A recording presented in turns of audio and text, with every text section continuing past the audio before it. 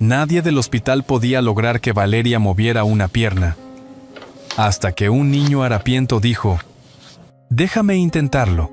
En una mañana gris de otoño, el doctor Eduardo Hernández observaba en silencio a través del cristal de la sala de fisioterapia de la Clínica San Ángel, en Granada. Su bata blanca contrastaba con las ojeras marcadas que el cansancio y la preocupación habían dejado en su rostro. Dentro de la sala, su hija Valeria, de apenas 2 años y medio, permanecía inmóvil en su silla adaptada. Rubia como su madre y de mirada lejana, la pequeña no respondía a ningún estímulo desde que nació. Había consultado a los mejores especialistas de España, de Europa incluso, y todos coincidían en el mismo diagnóstico: daño neurológico irreversible. Pero Eduardo no quería rendirse. No podía. Estaba por darse la vuelta cuando sintió un leve tirón en su bata. Al bajar la mirada, vio a un niño de unos 4 años. Delgado, con el cabello castaño alborotado y una chaqueta rota sobre una camiseta sucia. Sus ojos grandes, de un color indefinido entre el verde y el gris, lo miraban con una seriedad que no era común en un niño. ¿Usted es el papá de la niña rubia?, preguntó señalando a Valeria con el dedo.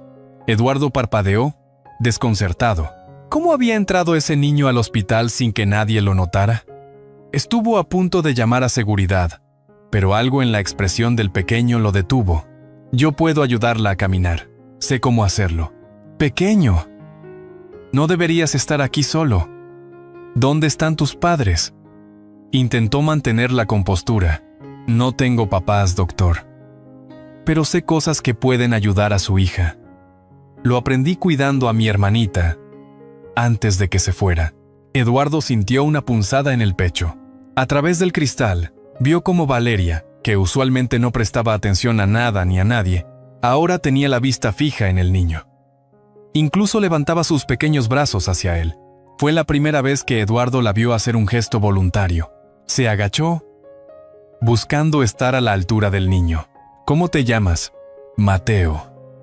Duermo en la banca del parque, frente al hospital, desde hace casi 2 meses. Cada día vengo a mirar a su hija. Me cae bien. Eduardo tragó saliva. Un niño sin hogar, viviendo solo, y aún así preocupado por su hija. ¿Y qué sabes tú sobre niños que no pueden caminar? Mi hermanita nació igual. Mi mamá me enseñó ejercicios especiales. Ella era enfermera. A mi hermana le ayudaban mucho, hasta que se fue. En ese instante, Daniela, la fisioterapeuta de Valeria, se acercó desde el pasillo. Doctor, la sesión de Valeria ha terminado. No hubo respuesta hoy, como de costumbre.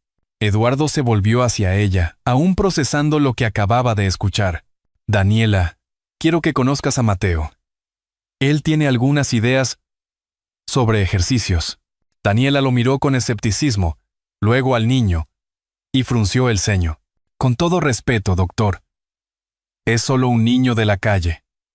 No tiene conocimientos médicos. Déjeme intentarlo. Solo 5 minutos, interrumpió Mateo con firmeza. Si no funciona, me iré y no volveré. Valeria, del otro lado del cristal, aplaudía y sonreía como nunca antes. Eduardo suspiró. 5 minutos no podían hacer daño. 5 minutos, dijo finalmente. Pero estaré observando cada movimiento.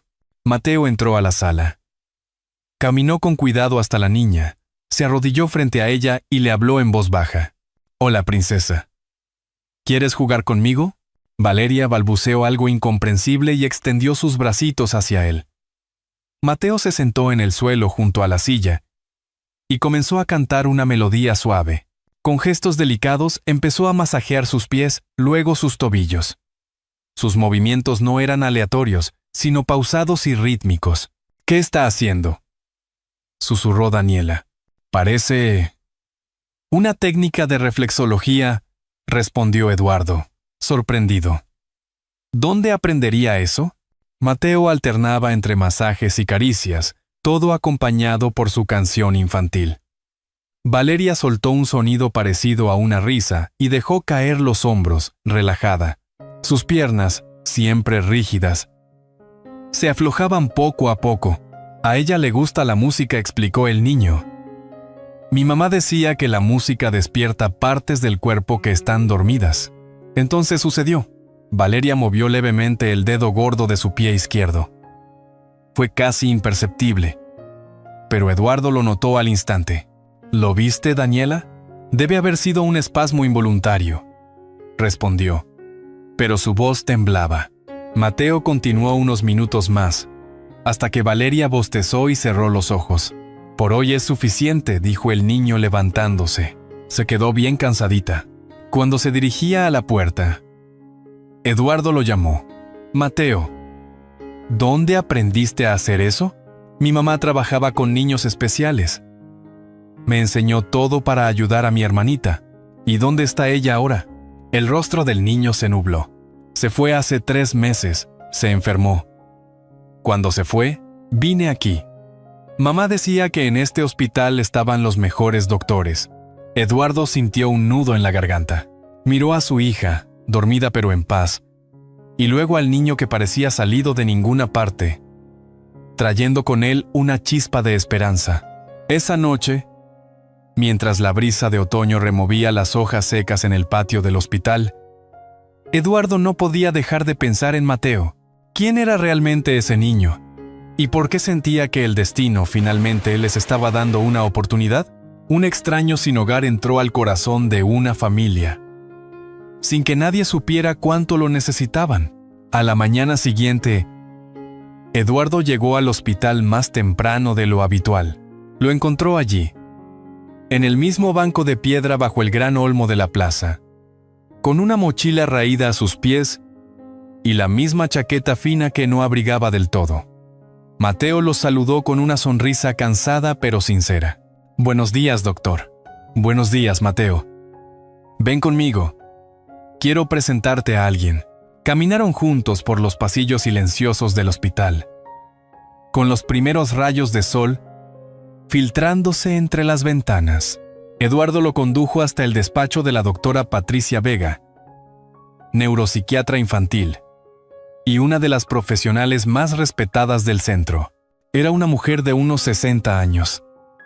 Cabello entrecano recogido con una peineta granadina, mirada serena y voz pausada. Patricia, este es Mateo, dijo Eduardo.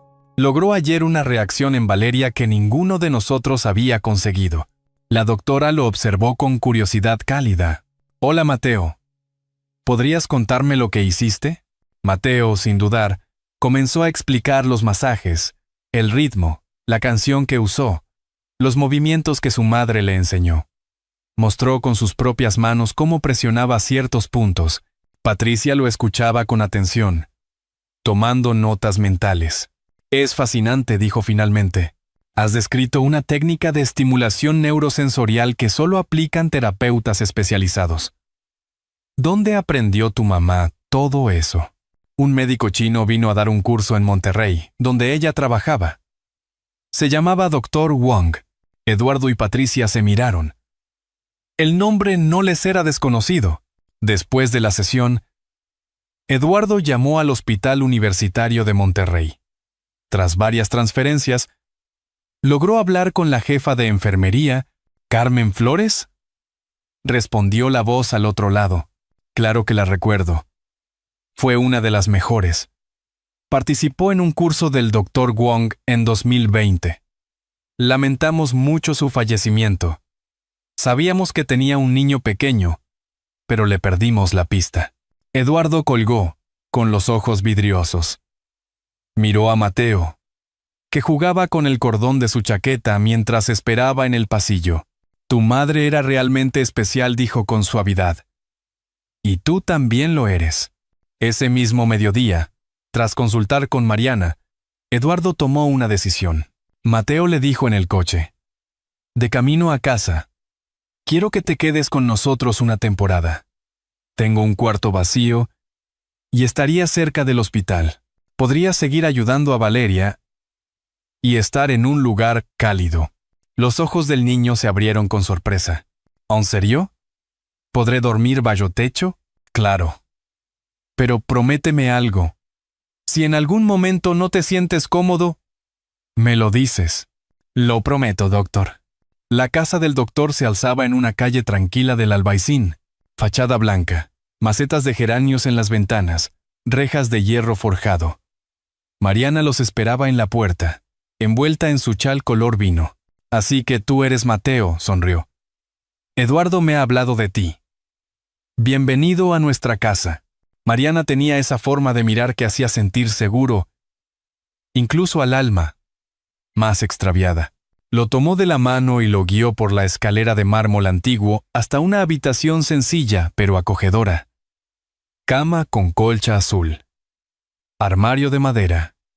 Una ventana con vista al jardín. ¿Es realmente para mí?, susurró Mateo, tocando la almohada como si fuera de otro mundo. Es tuya mientras tú quieras que lo sea, respondió Mariana, acariciándole el cabello. Esa noche, durante la cena, Mateo habló más que nunca. Contó cómo su madre le cantaba mientras cuidaba a su hermanita. Cómo usaban cucharas de madera como marionetas. Cómo los sábados hacían sopa. Con lo poco que había, Eduardo y Mariana escuchaban en silencio, conmovidos por la madurez del niño y por la ternura que aún conservaba.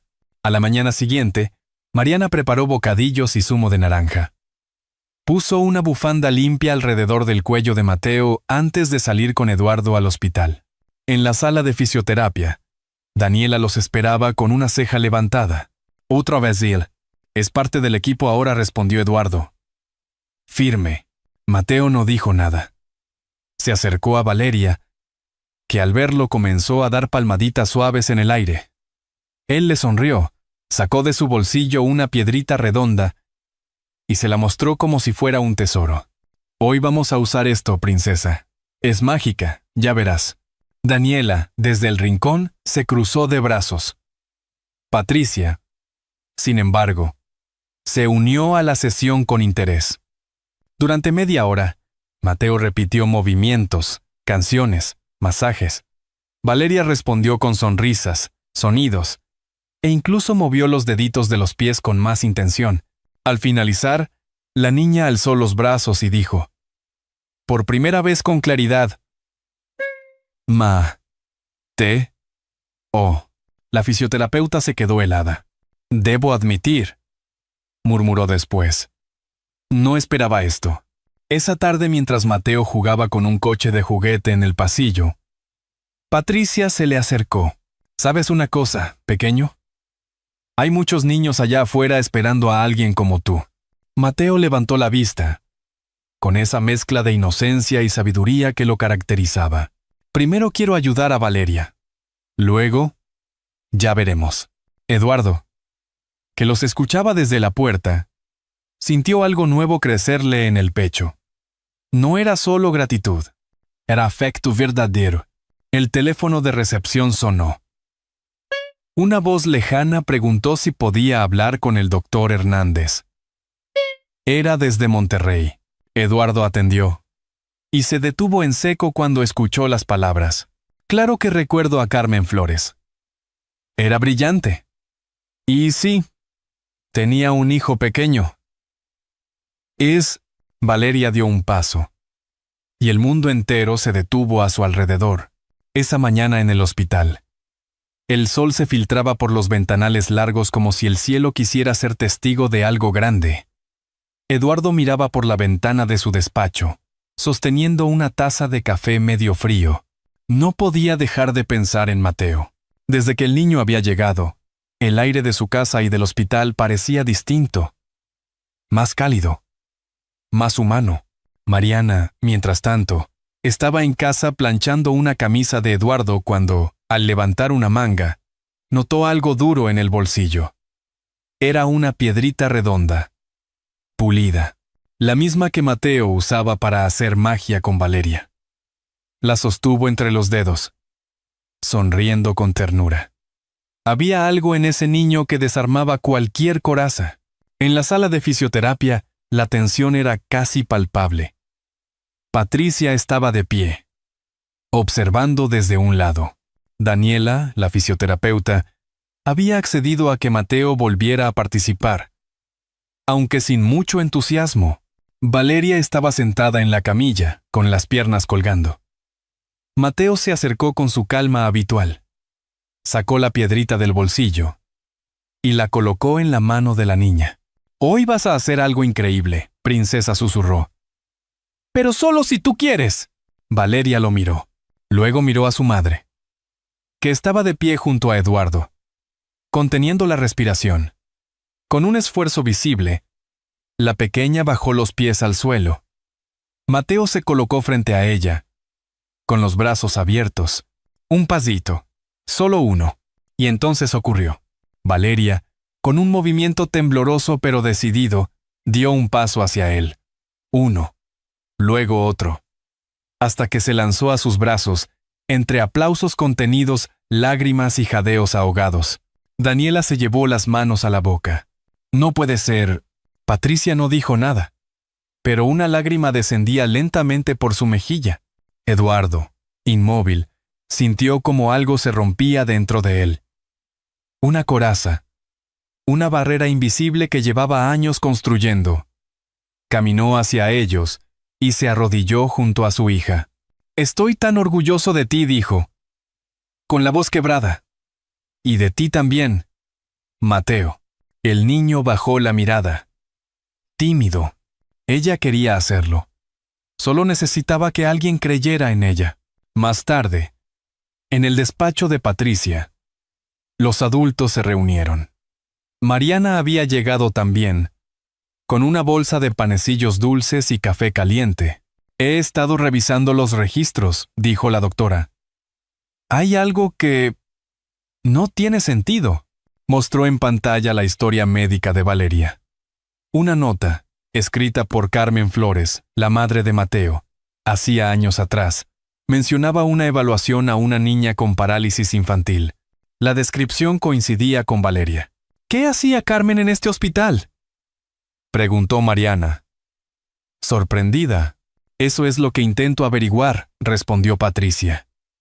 Además, según este informe, la evaluación fue voluntaria. Carmen trajo a la niña por su cuenta. Eduardo frunció el ceño. «¿Estás insinuando que Carmen conocía a Valeria antes? O al menos, sabía algo». Al día siguiente, Eduardo llevó a Mateo a dar un paseo por el Paseo de los Tristes. Caminaban entre los turistas, con el Albaicín al fondo y la Alhambra, vigilando desde lo alto. Se detuvieron en una terraza para tomar horchata. «Mateo», dijo Eduardo, «¿tú recuerdas si tu madre alguna vez habló de un hospital en España?» «Sí. Una vez mencionó un viaje a Granada. Dijo que había una niña a la que cuidó por un tiempo. Que la niña tenía unos ojos preciosos, como los míos». Eduardo se quedó en silencio. Esa noche, en su habitación, revolvió cajas antiguas, carpetas, papeles, hasta que encontró una fotografía. Carmen, con bata blanca, cargando a una niña muy pequeña. La fecha coincidía con la época en que Valeria fue diagnosticada. La mirada de Carmen en esa foto no dejaba lugar a dudas. Era ternura, cuidado y algo más. Podía ser que... Eduardo llevó la foto a Mariana. Ella la miró largo rato. ¿Y si Carmen era la madre de Mateo y la niñera de Valeria?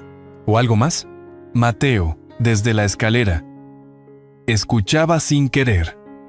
Bajó despacio. «Doctor», dijo, sosteniendo la foto entre sus manos. «Esa era mi mamá, sí. Y esa niña, esa es Valeria, ¿verdad?» Eduardo asintió, sin palabras. El niño lo miró a los ojos. «¿Eso significa que somos hermanos?» La palabra hermanos flotó en el aire como un relámpago en pleno cielo despejado. Eduardo se quedó sin habla. Mariana lo miró, buscando una señal, una respuesta. Mateo, con la fotografía aún entre sus manos, esperaba en silencio, con esa calma que desarmaba cualquier muralla. «¿Soy hermano de Valeria, de verdad?», repitió el niño, con un hilo de voz. Eduardo tragó saliva. No tenía pruebas concluyentes, pero todo apuntaba hacia ese lugar. Los gestos compartidos, la ternura de Carmen por aquella niña, la coincidencia de fechas, y ahora esa fotografía. Un rompecabezas empezaba a encajar. No lo sé con certeza, hijo, dijo al fin. Pero si quieres, podemos averiguarlo juntos. Mateo asintió lentamente. No hizo falta más palabras. Los días siguientes estuvieron marcados por una búsqueda silenciosa pero intensa. Eduardo pidió a Patricia acceso a los archivos del hospital de hace 7 años. Revisaron juntos historiales, visitas médicas, grabaciones antiguas de seguridad. Mariana, por su parte, buscó entre las cosas de Carmen. En una caja guardada al fondo de un armario, encontró una carta sin enviar, dirigida a Eduardo. Con letra clara, cuidadosa. Eduardo, si lees esto, es porque ya no estoy. Quiero que sepas que Mateo no es el único regalo que te dejé en este mundo. No tuve el valor de decírtelo cuando debí. Valeria también es parte de ti. Mariana llevó la carta al hospital sin decir una palabra. La puso en manos de Eduardo y se quedó allí, observando cómo su mundo se desmoronaba y se reconstruía al mismo tiempo. Todo este tiempo, susurró Eduardo. ¿Cómo no lo vi? Porque el amor no siempre se presenta como esperamos, respondió Mariana con dulzura. A veces llega en forma de niños que preguntan con los ojos, o de cartas que esperan años para ser leídas. Esa noche, Eduardo fue a ver a Valeria. La encontró en su habitación, dibujando. Se sentó a su lado y la observó un rato en silencio. ¿Sabes, pequeña?, dijo al fin. A veces la vida guarda secretos que duelen, pero también pueden sanar. Valeria lo miró con esos ojos grandes, tan parecidos a los de Mateo. ¿Estoy enferma otra vez? No, mi amor, dijo él, acariciándole el cabello. Pero quiero contarte una historia, de una mamá que tuvo que tomar decisiones difíciles, y de un papá que tardó en entender, pero que ahora solo quiere hacer las cosas bien. La niña lo escuchó sin decir nada.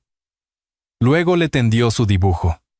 Era un árbol grande con 2 niños en la base, y un hombre abrazándolos a ambos. Eduardo no pudo contener las lágrimas. ¿Ese soy yo? Sí, respondió ella. Tú eres el árbol. Nos cuidas a los 2. Al día siguiente, Eduardo solicitó una prueba de ADN. Fue discreto, sin decirle a los niños. Patricia gestionó todo con la máxima confidencialidad. Mientras esperaban los resultados, la tensión era palpable. Eduardo caminaba por los pasillos del hospital como un fantasma. Mariana lo seguía de cerca, asegurándose de que comiera, de que durmiera, pero más que nada, de que no se rindiera. ¿Y si no lo son?, preguntó una noche, en voz baja. Entonces seguiré siendo su árbol, respondió él, sin dudar, porque ya no puedo imaginar mi vida sin ellos. Finalmente, el sobre llegó. Eduardo lo sostuvo entre las manos como si fuera fuego. Lo abrió con lentitud. Leyó. Luego volvió a leer. Sí. Mateo y Valeria compartían un 50% de material genético. Hermanos de padre. Se encerró en el despacho por unos minutos. Luego salió, buscó a los niños que estaban en el jardín del hospital jugando con pompas de jabón, y se arrodilló frente a ellos. Tengo algo importante que decirles. Mateo dejó volar una última burbuja. Valeria corrió y se abrazó a su pierna. ¿Qué pasa? Que tengo la suerte de ser vuestro padre. De verdad. De los 2. Los niños lo miraron con asombro. Mateo fue el primero en reaccionar. Se lanzó a sus brazos. Valeria lo siguió. Mariana, desde la ventana, observó la escena con los ojos vidriosos. Pero no dijo nada, solo sonrió. Y en ese instante, cuando todo parecía encontrar su lugar, Eduardo recibió una llamada urgente desde recepción.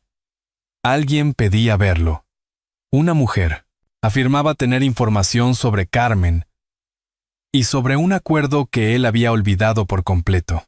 La mujer en recepción se llamaba Elisa.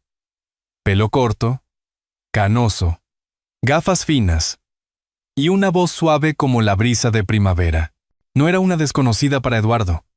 Fue abogada de Carmen en los años en que trabajaba como auxiliar administrativa en un bufete pequeño. «Necesito hablar con usted», señor, dijo con respeto, pero sin titubeos. Es sobre un testamento que su esposa nunca llegó a entregar y una promesa pendiente. Eduardo la condujo a su despacho. Allí, entre carpetas y juguetes de los niños, Elisa sacó de su bolso un sobre lacrado. Lo dejó sobre la mesa, sin abrirlo. Carmen lo redactó un mes antes de morir. No tuvo tiempo de entregarlo, pero me pidió que si alguna vez Mateo se reencontraba con usted, se lo diera en persona.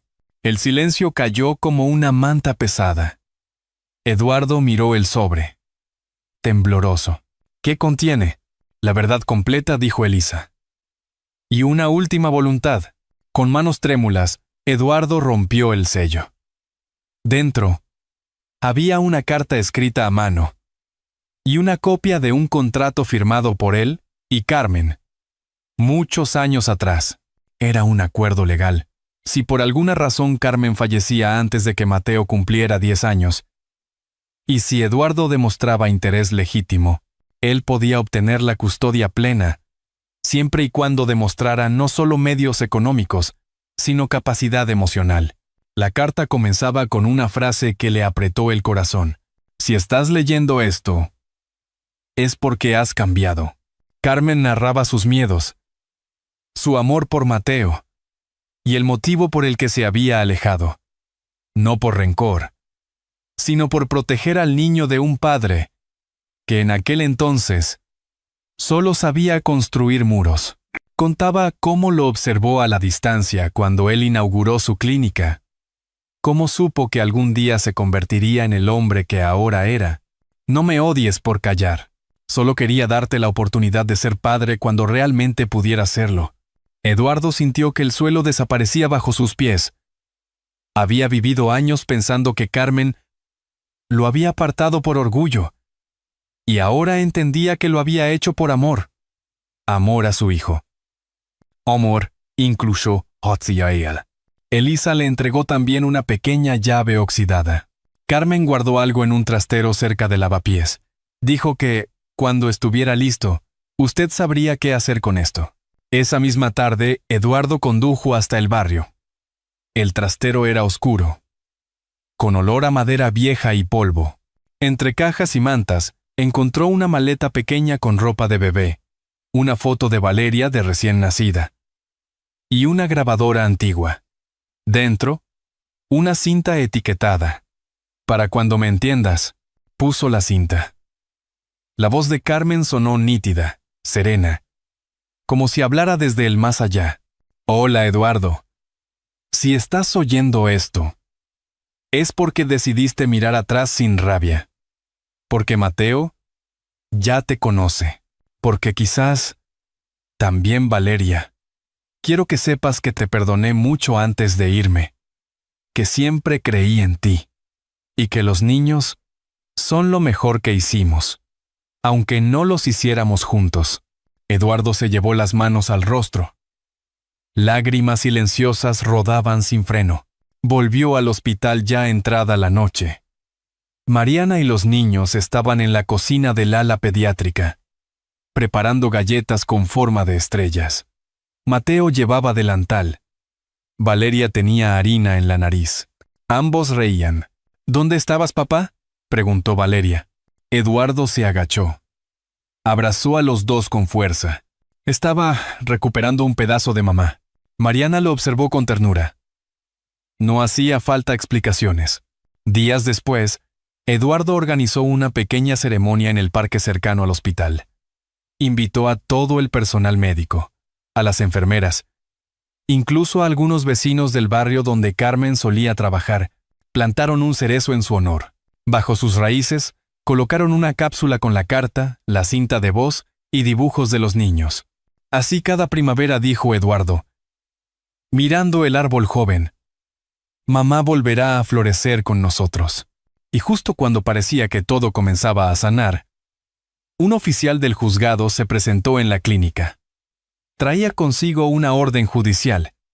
Un hombre reclamaba ser el abuelo biológico de Valeria y exigía su custodia.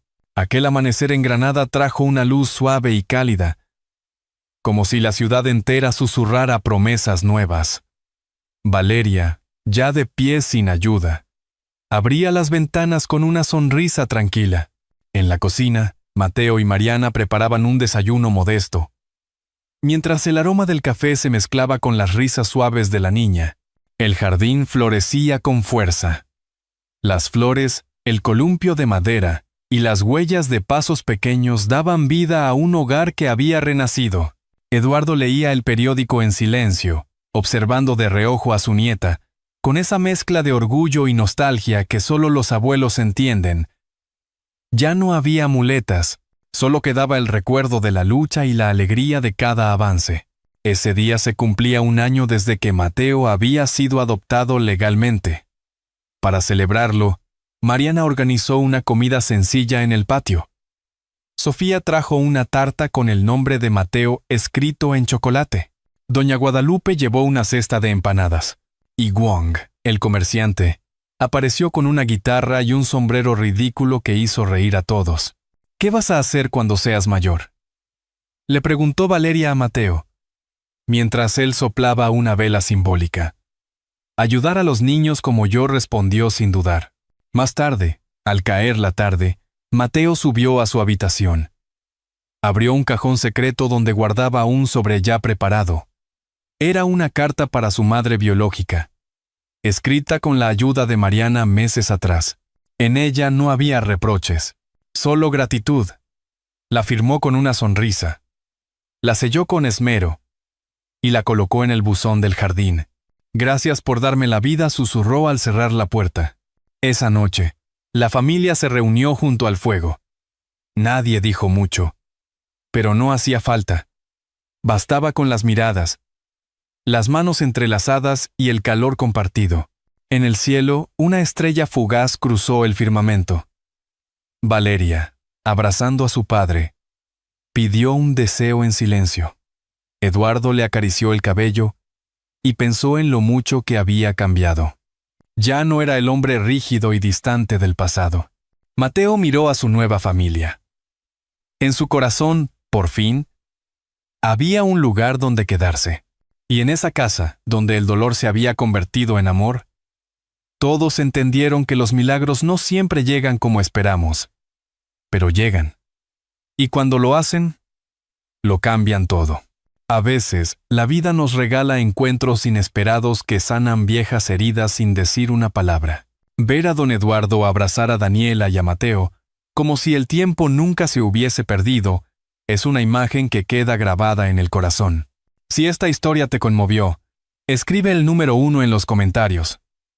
Si crees que se puede mejorar o no fue lo que esperabas, escribe 0.